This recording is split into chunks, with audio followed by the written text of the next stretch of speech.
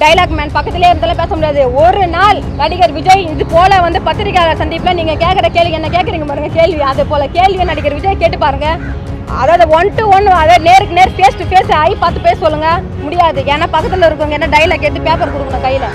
அப்படிப்பட்ட அரசியல் தலைவர் தமிழ்நாட்டு மக்களுக்கும் எங்க மண்ணுக்கும் தேவை கிடையாது. தன்னுடைய சொந்த ரசிகை 85% தீக்காயத்தோட வந்து வீடியோ போட்டு வந்து உதவி கேட்குறாங்க.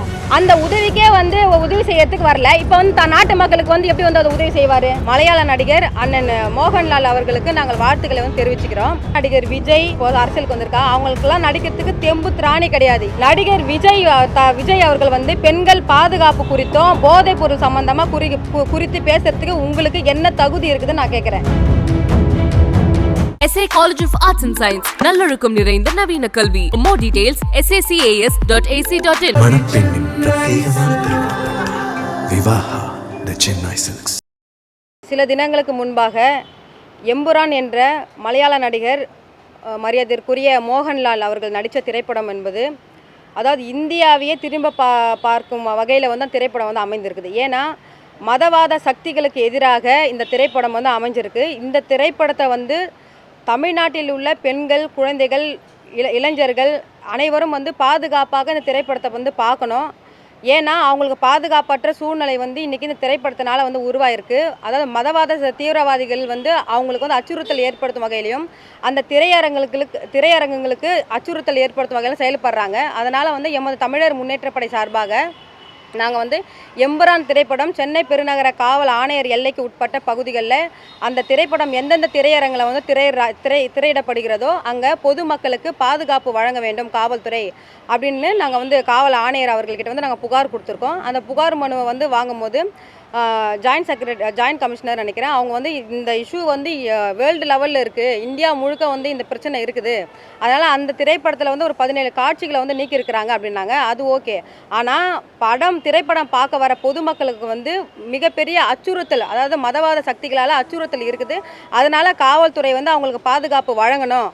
ஏன்னு கேட்டிங்கன்னா இந்த திரைப்படம் நடிக்கிறதுக்கு தமிழ்நாட்டில் உள்ள தமிழ் நடிகர்களுக்கு இப்போ சொல்லப்போனால் நடிகர் விஜய் எண்ணற்ற நடிகர்களாக சொல்லலாம், இப்போது அரசியலுக்கு வந்திருக்கா, அவங்களுக்கெல்லாம் நடிக்கிறதுக்கு தெம்பு திராணி கிடையாது. ஏன்னு கேட்டிங்கன்னா ஒரு மதவாத சக்திகளுக்கு எதிராக வந்து இந்த திரைப்படத்தில் வந்து அவர் வந்து தோன்றி அந்த கலவரம் எப்படி நடந்ததுன்றது திரைக்காட்சிகளாக வந்து பயன்படுத்தியிருக்கிறாங்க. அந்த திரைப்படத்தில் தமிழ்நாட்டில் இருக்கக்கூடிய எந்த ஒரு தமிழ் நடிகர்களுக்காக நடிக்கிறதுக்கு தெம்பு திராணி தில் இருக்கா?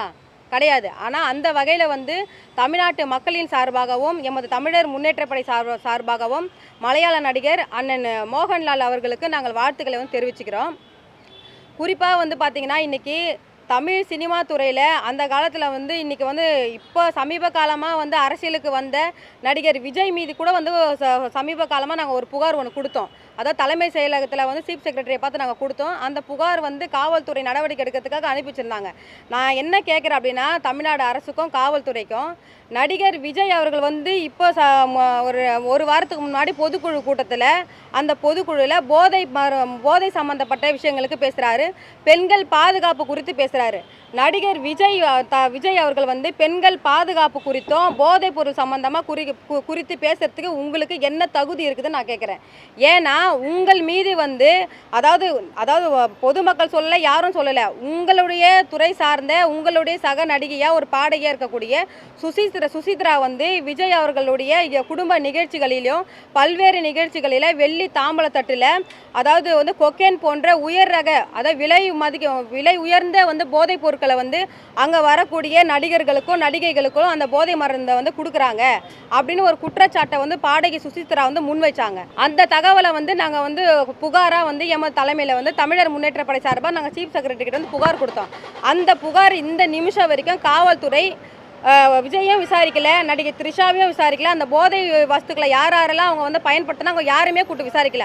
அப்போ சுசித்ரா வந்து நடிகர் விஜய் மீது வந்து ஒரு வதந்தியை பரப்புறாங்க அப்படின்னு எடுத்துப்போம். சப்போஸ் அவங்க மீது வந்து ஒரு பொய் குற்றச்சாட்டை வைக்கிறாங்க அப்படின்னு விஜய் நினச்சிருந்தா அவங்க வந்து சுசித்ரா மீது வந்து காவல்துறையிலையோ இல்லை கோர்ட்லேயோ வழக்கு போட்டு அவங்க மீது வந்து நடவடிக்கை மேற்கொள்ளலாம். அப்போ விஜய் அவர்கள் வந்து இந்த போதை சம்பந்தமான விஷயத்துக்கு அமைதியாக இருக்கிறாரு அப்படின்னு கேட்டால் அப்போ நீங்கள் அந்த தவறை செஞ்சுருக்கிறீங்க.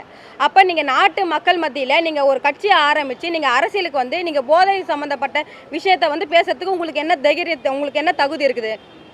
நீங்கள் விஜய் நடிக்கின்ற படங்களில் கூட பாருங்கள், பெண்களை வந்து ஆபாசமாக காமிக்கிற பாடல்களும், அதை சிகரெட் பிடிக்கிற பாடல்களும், கஞ்சா அடிக்கிற பாடல்களும், பெண்களை வந்து ஒரு போதைப் பொருளாக இடுப்பு எப்படி கிள்றது, ஒரு பொண்ணை எப்படி லவ் பண்ணுறது, எப்படி சைட் அடிக்கிறது, எப்படி அவளை பிக்கப் பண்ணுறது, எப்படி அவளை கூட்டின்னு ஓடுறது தான் அவருடைய கருத்தாக இருக்குது விஜயோடைய திரைப்படத்தில். ஆனால் நடிகர் அஜித்குமார் அவர் பாருங்கள், வெரி ஸ்மார்ட் ஹீரோ அவர். ஏன் அப்படி சொல்கிறேன்னு பார்த்தீங்கன்னா, அவருடைய பேஷன் என்னவோ, அவர் வந்து பாருங்கள், ஒரு பாமர குடும்பத்திலேருந்து வந்த ஒரு நடிகர் வந்து தன்னுடைய உழைப்பாலையும் தன்னுடைய அர்ப்பணிப்பாலையும் அறிவாலையும் தியாகத்தாலையும் இன்றைக்கி ஒரு சினிமா துறையில் வந்து முன்னேறி இன்றைக்கி அவர் என்ன ஒரு ரேஸில் வந்து ஏதோ வராரு. தமிழ்நாடு அரசியலை பற்றி தெரிஞ்சுதான் அரசியலுக்குள்ளே வராமையே வந்து அவருடைய தொழில் என்னவோ அதை பார்த்துட்டு போயிட்டே இருக்கிறாரு. தமிழக இளைஞர்கள், தமிழ் மக்களும் நடிகர்களும் அப்படி தான் நாங்கள் எதிர்பார்க்குறோம். ஆனால் விஜய் அவர்கள் எப்படி, நீங்கள் உங்கள் அப்பா இல்லைன்னா நீங்கள் யாருன்னு தெரியுமா? உங்கள் அப்பாவுடைய தோள் மேலே சவாரி ஏறி அவருடைய இன்ஃப்ளூயன்ஸில் திரைத்துறையில் நீங்கள் பெரிய ஜாம்பவானாக வரீங்க. உங்களுக்கு அதாவது எல்லா பொதுக்குழு மீட்டிங்கிலும் உங்களுடைய இப்போ சமீப காலமாக தமிழக வெற்றி கழக மீட்டிங்லலாம் வந்து அந்த புசி ஆனந்த்ன்றவர் சொல்கிறாரு, அதாவது தளபதி விஜய் அவர்களுக்கு வந்து பல லட்சம் கோடி மதிப்பிலான ப்ராப்பர்ட்டி இருக்குது, சொத்து இருக்குது, பணம் இருக்குது, அப்போ ஏன் நாங்கள் அரசியலுக்கு வரோம் அப்படின்னு கேட்குறாரு. நான் என்ன கேட்குறேன் கேள்வினா, புசி ஆனந்த் அவர்களுக்கு 1000 கோடிக்கு மேலே உங்களுக்கு வந்து பணம் இருக்குதுன்னா 300 கோடி நீங்கள் ஏன் ஐடி கட்ட மாட்டீங்க? விஜய் அவர்கள் வந்து பொதுமக்களுக்கு நிறைய விஷயம் தெரியாதுன்னு நினச்சிட்டு இருக்காரு. நெய்வேலியில் நடிகர் விஜய் அவர்களை இன்கம் டேக்ஸ் அதாவது அதிகாரிங்க ஏன் அவர் தூக்கிட்டு போனாங்க? தூக்கிட்டு போய் விஜய் அவர்களை எம்பாய்மிங் பண்ணி இன்ஜெக்ஷன் பண்ணி அரசியல் தலைவராக உருவாக்கி இன்றைக்கி அவங்க தான் இன்றைக்கி வழி அமைச்சு வச்சுருக்காங்க. தமிழ்நாடு அரசியலுக்குள்ளே வந்து இந்த தமிழ் மக்களுடைய ஆல்ரெடி வந்து நீங்கள் சினிமா துறையில் சினிமா நடித்து எங்களுடைய இளைஞர்கள் தான், அப்பாவி இளைஞர்கள் தான் டிக்கெட் கொடுத்து பணம் பார்த்து உங்களை வந்து இந்த கோடி கணக்கில் நீங்கள் கோடீஸ்வரன் ஆகிறதுக்கு நாங்கள் தான் காரணம். அப்போ நீங்கள் அரசியலுக்கு வந்து நீங்களே வந்து போதைப் பொருள் நீங்கள் பயன்படுத்துகிறீங்க. நீங்களே வந்து பெண்களை வந்து எப்படி இழுத்துட்டு ஓடணும், எப்படி அவங்கள வந்து பாலியல் ரீதியான அச்சுறுத்தல் தாக்குதலுக்கு உட்படுத்தணும்னு நீங்களே உங்கள் சினிமா துறை மூலயமா நீங்கள் திரைப்படத்தில் காமிக்கிறீங்க. நான் சூப்பர் ஸ்டார் ரஜினிகாந்த் கூட எடுத்துக்கோங்க, அவரோட திரைப்படங்களை அது போல் அந்த அளவுக்கு காம ரீதியான பெண்களை வந்து சித்தரித்து எந்த திரைப்படமும் அவர் நடிக்கலை. எல்லாமே வந்து மக்களுக்கு விழிப்புணர்வு ஏற்படுத்தும் வகையிலையும் மக்களுக்கான உரிமை பிரச்சனைகள் சம்பந்தமான கருத்தியல் படம் தான் எல்லாமே எடுத்திருக்காரு. அதே போல் அஜித்குமார் பல்வேறு நடிகர்கள் அப்படின்னா, ஆனால் நடிகர் விஜயை பொறுத்த வரைக்கும் அவர் நடிக்கின்ற படங்கள் எல்லாமே வந்து எப்படி வந்து பெண்களை பாலியல் ரீதியாக அச்சுறுத்தலாம், எப்படி வந்து இளைஞர்களை வந்து மடைமாற்றம் பண்ணலான்ற திரைப்படம் தான் அவர் நடிச்சிருக்கிறார். அதனால் இந்த நேரத்தில் வந்து நான் எதுக்காக அவரை குறிப்பிட்டு சொல்கிறேன்னா, இன்றைக்கி வந்து மதவாத சக்திகளுக்கு எதிராக ஒரு உண்மை சம்பவத்துக்கு இன்றைக்கி வந்து கேரளாவில் இருக்கக்கூடிய கேரளா நடிகர் மோகன்லால் நடித்த இந்த திரைப்படத்தில் ஏன் தமிழ்நாட்டில் இருக்கக்கூடிய விஜய்லாம் ஏன் அந்த படத்தில் ஏன் நடிக்கலை? அப்போ நீங்கள் யார் அனுப்பிச்சு தமிழ்நாடு அரசியலுக்குள்ள வந்து அரசியல் செஞ்சுட்டு இருக்கீங்க? இது தமிழ்நாட்டு மக்கள் வந்து ஒரு கேள்வியாக முன்வைக்கிறாங்க. இது சம்மந்தமாக தான் எம்புரான் திரைப்படத்துக்கு பாதுகாப்பு கேட்டு இன்னைக்கு திரையரங்குகளுக்கு காவல்துறை பாதுகாப்பு கொடுக்கணும், பொதுமக்களுக்கு பாதுகாப்பு கொடுக்கணும் புகார் மனு அளிச்சிருக்கோம். ஆமாம், இன்றைக்கி வந்து எம்புரான் திரைப்படத்தை வந்து எந்த திரையரங்களையும் வந்து வெளியிடக்கூடாதுன்னு நிறைய பேர் போராட்டம்லாம் முன்னெடுத்துருக்காங்களே, நீங்கள் பார்க்கலையா? இல்லை, நேற்று அதை பார்த்ததுனால தான் இன்றைக்கி நான் புகாரே கொடுக்க வந்திருக்கிறேன். சென்னையில் மப்சல் தமிழ்நாட்டில் பண்ணுறாங்க, தமிழ்நாட்டில் மப்சல் சைடில் பண்ணுறாங்க.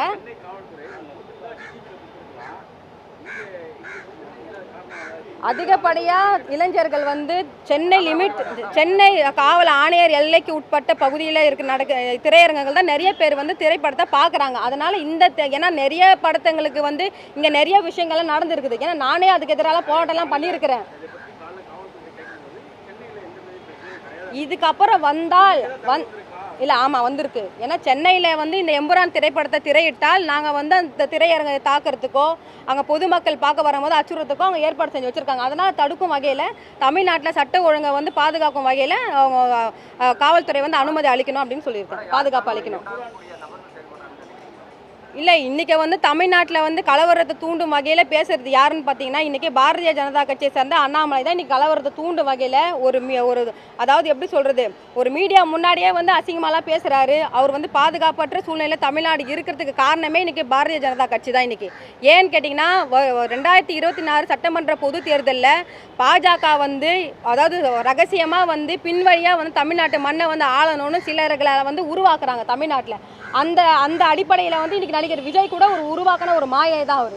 ஏன்னா அவர் தான் தோண்டித்தனமாக வந்து இன்றைக்கி தமிழ்நாட்டு மக்கள் வந்து உரிமைக்காக அவர் வந்து இப்போ போராடல.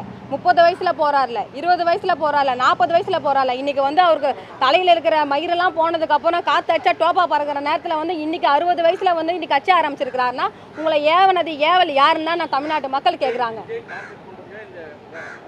விஜயை டார்கெட் பண்ணணும்னு இல்லைன்னா இப்போ எம்புரான் திரைப்படத்தில்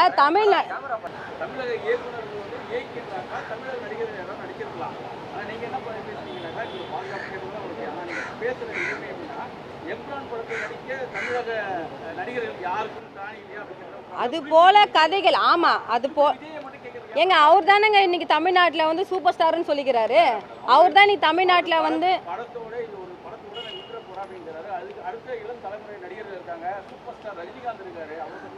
இல்லை ரஜினிகாந்த் விஜய் அதாவது சூப்பர் ஸ்டார் ரஜினிகாந்த் அவர்கள்லாம் வந்து மக்களுக்கும் இந்த மண்ணுக்கும் இந்த மொழிக்கும் தமிழர்களுக்கும் உகந்தா போல மக்களுக்கு விழிப்புணர்வு ஏற்படுத்துகிற போல தான் இன்றைக்கி நிறைய திரைப்படங்கள்லாம் நடிச்சிருக்கிறாரு. அதில் நாங்கள் வந்து குறை சொல்லலை. நடிகர் விஜயை பொறுத்த வரைக்கும் நாங்கள் ஏன் அப்படி கேட்குறோம் அப்படின்னா, இப்போ யாருமே வந்து தமிழ் நடிகர்கள் யாரும் இன்றைக்கி அரசியலுக்கு வரல. ஏன்னா இன்றைக்கி அண்ணன் அஜித் அவர்கள் கூட பாருங்கள், அவர் நினச்சிருந்தா விஜய்க்கு யூக்கள் கூட கிடையாது. விஜய்க்கு ஒரு படி மேலேயே ஒரு நல்ல திரைப்படங்களை நடிக்கிறாரு. அஜித்குமார் அவர்கள் நடித்த திரைப்படங்கள் பார்த்தீங்கன்னா எல்லாமே வந்து இந்த மக்களுக்கும் மண்ணுக்கும் இளைஞர்களுக்கும் உகந்ததான படம், விழிப்புணர்வு ஏற்படுத்தும் வகையில் படம் தான் நடிச்சிருக்கிறாரு. ஆனால் நடிகர் விஜய் மட்டும் எப்படி பெண்களை ஆபாசமாக வந்து பாடல்களிலையும் திரைப்படத்துலையும் காமிக்கணும், எப்படி ஒரு பொண்ணை எப்படி கரெக்ட் பண்ணுறது, அந்த பொண்ணை எப்படி எந்த பொண்ணாக இருந்தாலும் அதாவது வறுமை கோட்டு கீழே இருந்த பொண்ணாக இருந்தாலும் சரி, பணக்கார பொண்ணாக எப்படி அந்த பொண்ணை கரெக்ட் பண்ணி பிக்கப் பண்ணி ஈட்டுன்னு ஓடுறது, இந்த காட்சியை தான் அவர் நடிச்சிருக்கிறார். இப்போ ஒழுக்கத்தை பற்றி பெண்கள் பாதுகாப்பு குறித்து இன்றைக்கி வந்து போதைப் பொருளை வந்து தடுக்கணும் அப்படின்னு சொல்லி பேசுகிற விஜய் ஏன் உங்கள் திரைப்படத்தில் அதை வந்து ஒழிக்கிற அளவுக்கு ஏன் நீங்கள் நடிக்கலை? அப்போ தமிழ்நாட்டு மக்கள் கேட்குறாங்க. இந்த வீரலட்சுமி கேட்கல விஜயை பார்த்து. நான் விஜயை பார்த்து ஒரு கேள்வி இப்போ கேட்குறேன் பாருங்கள். நீங்கள் அதாவது வந்து வெயிலோடைய வெப்பத்தையே தாங்க முடியாத நடிகர் விஜய் தன்னுடைய சொந்த ரசிகை 85% தீக்காயத்தோடு வந்து வீடியோ போட்டு வந்து உதவி கேட்குறாங்க. அந்த உதவிக்கே வந்து உதவி செய்யறதுக்கு வரல. இப்போ வந்து நாட்டு மக்களுக்கு வந்து எப்படி வந்து அதை உதவி செய்வார்? எப்படி நான் என்ன கேட்குறேன்னா, நடிகர் விஜய் அவர்களுக்கு இந்த ஏப்ரல் மே மாதத்தில் வந்து இந்த தமிழ்நாட்டு மக்கள் உரிமை சார்ந்த பிரச்சனைக்கு ஏதாவது ஒரு போராட்டம் செஞ்சு தமிழ்நாட்டில் இருக்கிற ஏதாவது ஒரு சிறைக்கு போக சொல்லுங்கள். 90 டிகிரி இந்த வெயில சிறையில் போய் இருக்க சொல்லுங்கள். அவருக்கு நானே கிளாப் பண்ணி வா தலைவா அரசியலுக்கு நாங்கள் கூப்பிட்டுக்கிறோம்.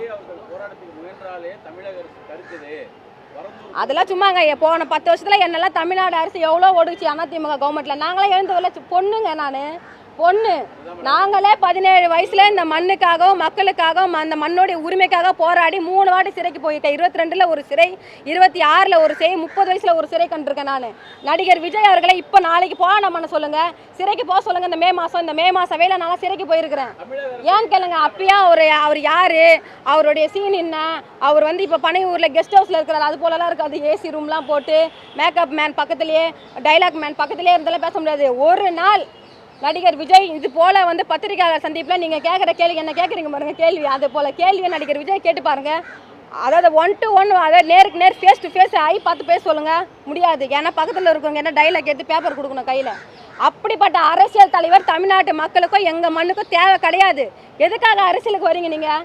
உங்களுடைய சினிமா துறையில் நீங்கள் உங்களுடைய துறை சார்ந்த பெண்கள் எவ்வளோ பேர் பாதிக்கப்படுறாங்க பாலியல் ரீதியாக. அங்கே போய் நீங்கள் வந்து அவங்களுக்கு போய் பாதுகாப்பு கொடுங்க, அவங்களுக்கு போய் உதவி செய்யுங்க. இந்த மண்ணோடைய அரசியலை பார்க்கறதுக்கு எங்களுக்கு தெரியும். இந்த மண்ணின் பூர்வீக கூடி நாங்கள் இருக்கிறோம். எங்கள் கதை எங்களுக்குன்னா ஆள்றதுக்குன்னா தகுதி.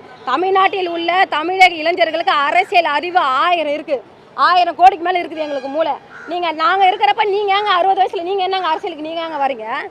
அப்போ தமிழ்நாட்டு இளைஞர்கள் அப்படின்னா கேனே நினச்சிட்டு இருக்கீங்களா? அப்போ நீங்கள் திரையிற படத்தில் நாங்கள் பணம் ஊற்ற வாங்குவோம்.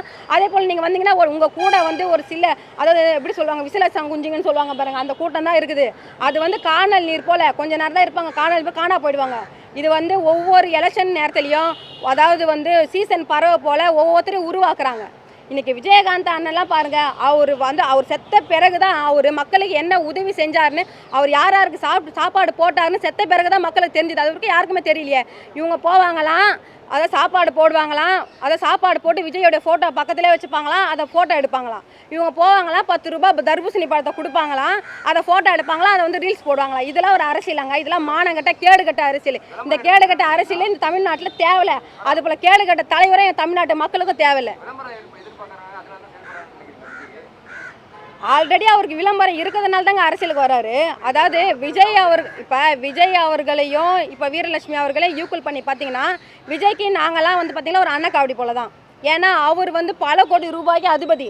நாங்கள் பொருளாதார ரீதியாக விஜய்க்கு நாங்கள்லாம் வந்து அன்னக்காவடி. ஆனால் அரசியல் ரீதியாக நாங்கள் உயர்ந்தவங்க, விஜய் தாழ்ந்தவர் தான். ஏன்னா அரசியல் ரீதியாக நாங்கள் வந்து நடிகர் விஜய் வந்து பணத்தை பார்த்து அரசியலுக்கு வந்தவர். நாங்கள் வந்து தமிழ்நாட்டு மக்களுடைய மனத்தை பார்த்து அரசியலுக்கு வந்தவங்க. நிறைய அரசியல்வாதிகள் இன்னைக்கு நடந்து வந்து வாக்கு கேட்டு ஒரு கவுன்சிலர் ஆகியிருந்தாங்க. சில நாட்கள்ல கார்ல போகிறத நீங்க பார்த்துருக்கீங்க.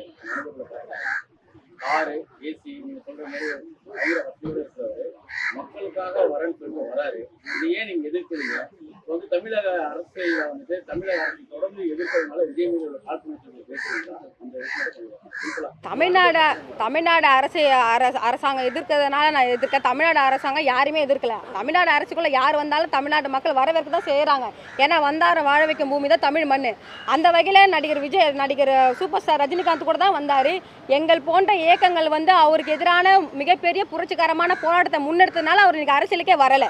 ஏன்னா அந்த வழக்கில் கூட என் கட்சிக்காரங்க கூண்டாஸில் சிறையில் இருந்தாங்க. அந்தளவுக்கு புரட்சிகரமான போராட்டம் முன்னெடுத்தோம். அவருக்கே தெரியுது. ரஜினிகாந்த் அவர்களுடைய தமிழக அரசியல் பிரவேசத்தை எதிர்த்து நாங்கள் அவர் வீட்டை முற்றுகையிட்டோம். அரசியலுக்கு வரக்கூடாதுன்னு. ஏன்னா அவர் ஒரு நடிகர் தான் ரீசன்.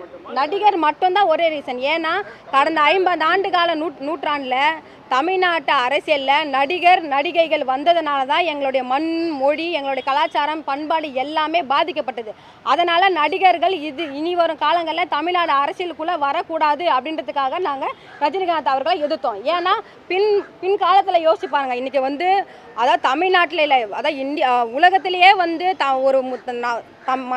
தமிழ்நாட்டோடைய முதலமைச்சர் வந்து ஊழல் வழக்கில் தண்டனை பெற்று சிறைக்கு போனாங்கன்ற வரலாறு இந்த தமிழ் மண்ணுக்கு தான் தெரியும். இந்த தமிழ் மண்ணு தான் அதை வந்து உலகத்துக்கு வந்து காமிக்கும். ஏன்னா அந்த அளவுக்கு வந்து சொத்து குவிப்பு வழக்கில் சிறைக்கு போனாங்க. அப்போ நடிகைகள் வந்து மக்களுடைய நலனை வந்து பாதுகாக்கிறது கிடையாது, மக்களுடைய உரிமையை வந்து பாதுகாக்கிறது கிடையாது. அவங்க மக்களுடைய பணத்தை சுரண்டி தன்னுடைய வாழ்க்கை, தன்னுடைய குடும்ப உறுப்பினர்களுடைய வாழ்க்கை, தன்னுடைய கட்சி தொண்டர்கள் பொறுப்பாளர்களுடைய வாழ்க்கையை மட்டும்தான் உயர்த்துறாங்களே தவிர நாட்டு மக்களுடைய அந்த பாமர மக்களுடைய அந்த ஏழை எளியலுடைய உரிமையை அவங்களோட பொருளாதாரத்தை மேம்படுத்துறதுக்கு எந்த நடிகர்களும் இந்த பின்காலத்தை குறிப்பிட்டு சொல்கிறேன் யாரும் பார்த்ததில்லை. அதனால் இனி வரும் காலங்களில் நடிகர்கள் அதே போல தான் செயல்படுவாங்க. ஏன்னா இன்றைக்கி நடிகர் விஜய் அவர்கள் வந்து இவ்வளோ பணம் கோடி கணக்கில் சொல்கிறார். புசி ஆனந்தன் சொல்கிறார் பொதுக்குழுவில்.